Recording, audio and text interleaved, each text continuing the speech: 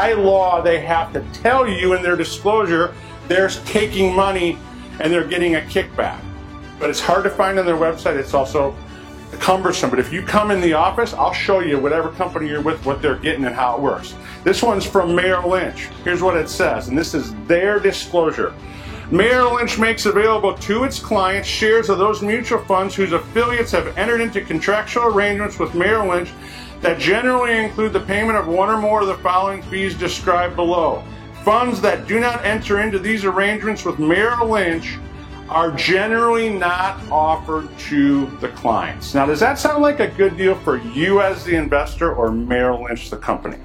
When someone comes in from Edward Jones, every time, I know they have American funds in their portfolio.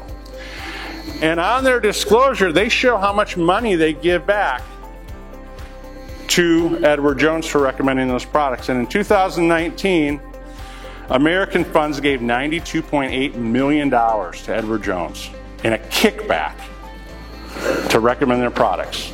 Wells Fargo Advisors reserves the right to restrict the mutual fund companies that we offer to clients based on the payment of additional cash compensation. I could go through all these, say basically the same thing.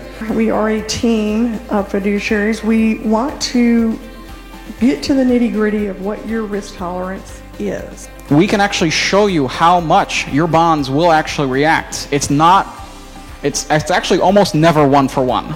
It's almost never if they raise interest rates 1%, your bonds go down 1%. It's usually 4%, 5%, 6%. They call that the bond's duration. And if you make a complimentary consultation and you bring in your statements, we'll do an in-depth analysis and we'll show you with your bonds how much you are literally waiting to lose when they start raising those interest rates again. The time value of money basically states that $1 today is worth more than $1 next week, and that is solely because of inflation. If you had $1 million in 1965 and you put it under your mattress, in 1985 when you go to take it out, assuming your kids have not found it, you would be pulling out $1 million in cash money. But with that money, you are only going to be able to purchase about 25% of the items that you would have been able to purchase in 1965. If instead of placing that $1 million under your mattress and you place it in the S&P 500, you would have had in 1985, you would have had $1.6 million in purchasing power instead of that $260,000 that you would have had if it was in your mattress. You would have had cash worth $5.5 million. Many of you will come in and you don't tell your children what you have. You know, like my mother kind of made that mistake because I have one of those black sheep brothers, you know the type. Everybody's got one of those, right? Especially if you have more than 3 or 4 kids. And she told my brother how much money she had. Well, he literally was planning when she was going to die. And this is when she was in her 70s, planning how much money he was going to get. So I have people tell me that all the time. We don't want to tell our kids how much money we have, you know? What if they do something silly? What if they ask us for more money? So that means if you're not sharing that, and there's nothing wrong with that. I'm a proponent to not tell the kids anything. Because again, maybe it's not our children. It's who they're married to we have to worry about, right? Counting on that money. So if you're not sharing that information, which is true about 80% of the time, folks we sit with don't want to share that, and I agree.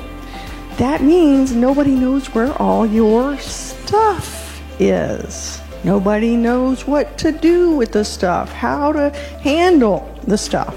So this legacy planning becomes really important especially as it's our commitment to you and it's automatic. We do it for the kids. They're going to have tax questions. They're going to have legal questions. They're not going to know how to do this.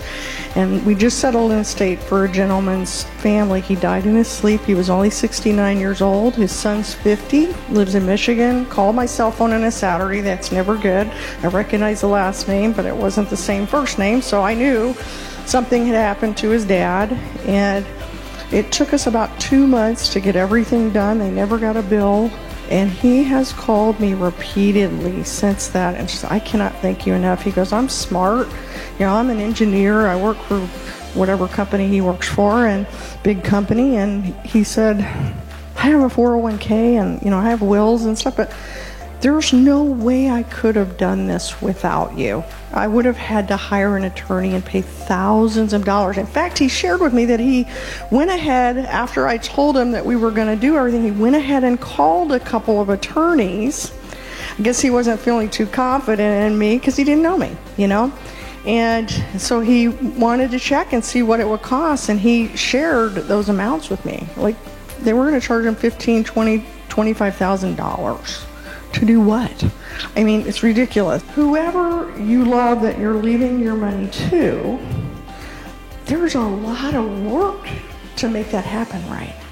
You have to file a final death tax return. You have to know what to do with the legal aspect, and we do all of that for you. Your loved ones will never get a bill. Hey, my name is Jay. I'm living here for 8 years in the Villages. I'm a retired CFP, and I've been looking for a firm just like this one that can take care of everything that needs to be taken care of. I just want to say what another wonderful seminar this was. I learned more this time than I did the last time, it seems. And I just want everyone to know the level of peace of mind that we have after going and talking with the whole crew. All of them are so knowledgeable and so patient, and will sit and talk with you about anything. And it's just eased my mind so much to know that they're taking care of the rest of our lives. I just can't say enough about the whole group. Love Gene, love all of them. You know, just make the decision to go with this group. It'll be the best decision you ever made.